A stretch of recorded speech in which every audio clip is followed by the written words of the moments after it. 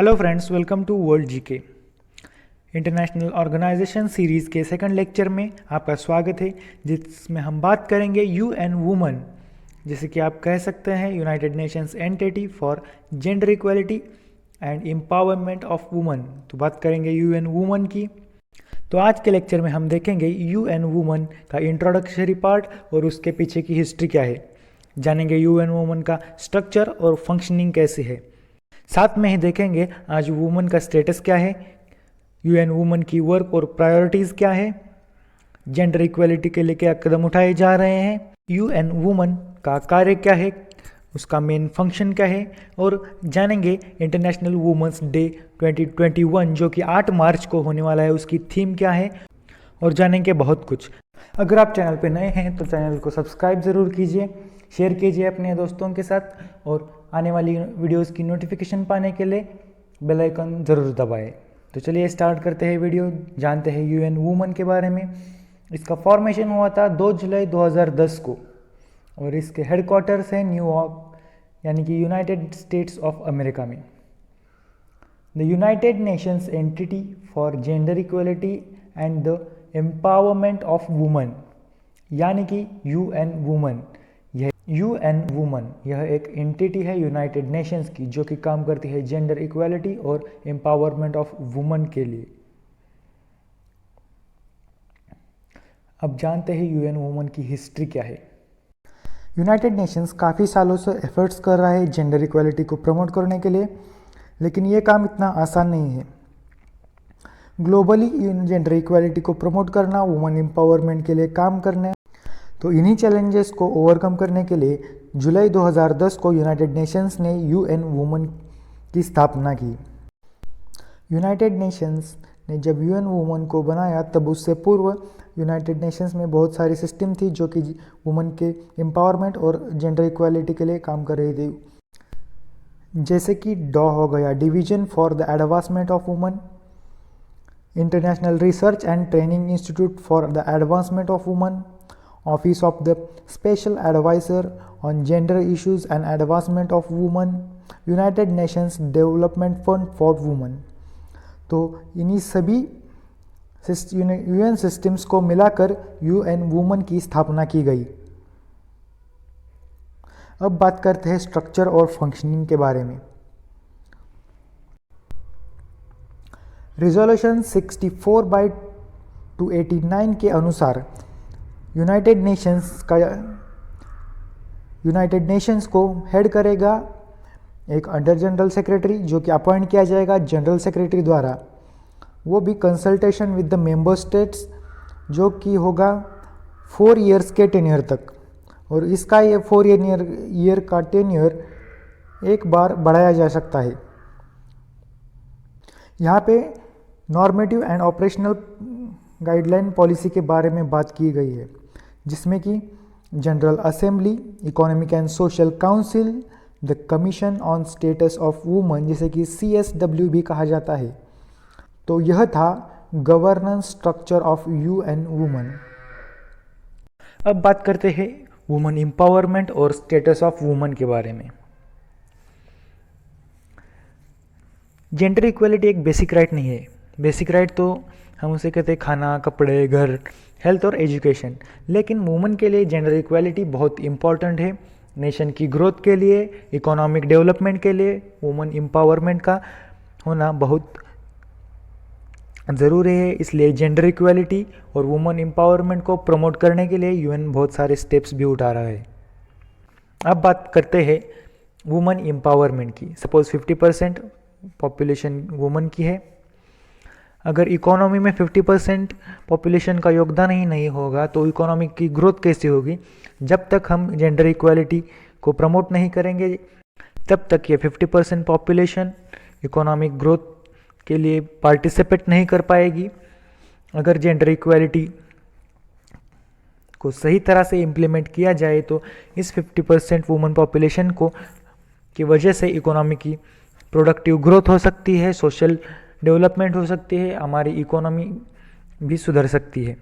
Nation की growth के लिए वुमन को डिसेंट वर्क प्रोवाइड करना, ऑक्यूपेशनल सेग्रीगेशन, यानी कि जो ऐसे ऑक्यूपेशंस है जैसे कि आर्मी हो गया, जहाँ पे वुमेंस को जेंडर की वजह से अलाउ नहीं किया जा सकता, इन क्षेत्रों में भी आज वुमन आगे बढ़ के काम कर रही है। हम देखते हैं कि वुमन सभी ऑपरेशनल फील्ड में भी काम कर रही है। इनके अलावा हमें जेंडर वेजेस गैप भी कम करना होगा। तो इसी के लिए यूनाइटेड नेशंस कई सालों से काम करता आ रहा है। उसने कई लैंडमार्क एग्रीमेंट्स भी किए हैं, जैसे कि Beijing declaration, platform for action and convention on the elimination of all forms of discrimination on against woman, जैसे कि सीडॉ भी कहा जाता है। तो एक हो गया बीजिंग डिक्लेरेशन और एक हो गया सीडॉ।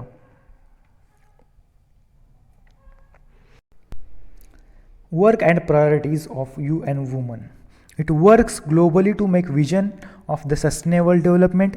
इस sustainable development goals को पूरा करने के लिए UN Women basically 4 strategic priorities पे काम करता है।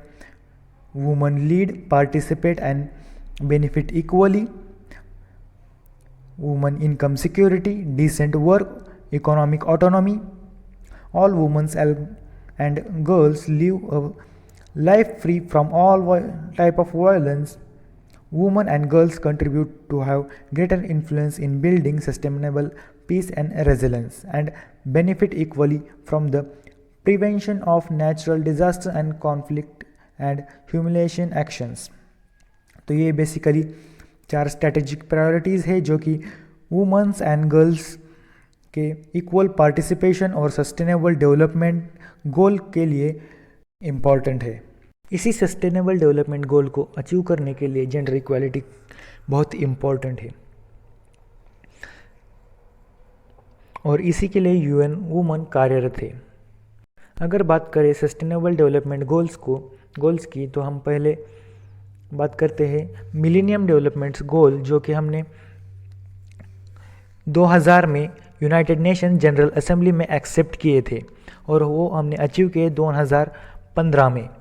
और उसी के बाद उसके सक्सेसिव हमने यूनाइटेड नेशंस ने 17 सस्टेनेबल डेवलपमेंट्स गोल एक्सेप्ट किए, जो कि हम अचीव करेंगे 2030 तक। उसी में से आर्टिकल 5 यानी कि आप उसमें से 5th गोल भी कर सकते हैं, जो कि है जेंडर इक्वालिटी। और वर्ल्ड की ग्रोथ के लिए यह बहुत इम्पॉर्टेंट है।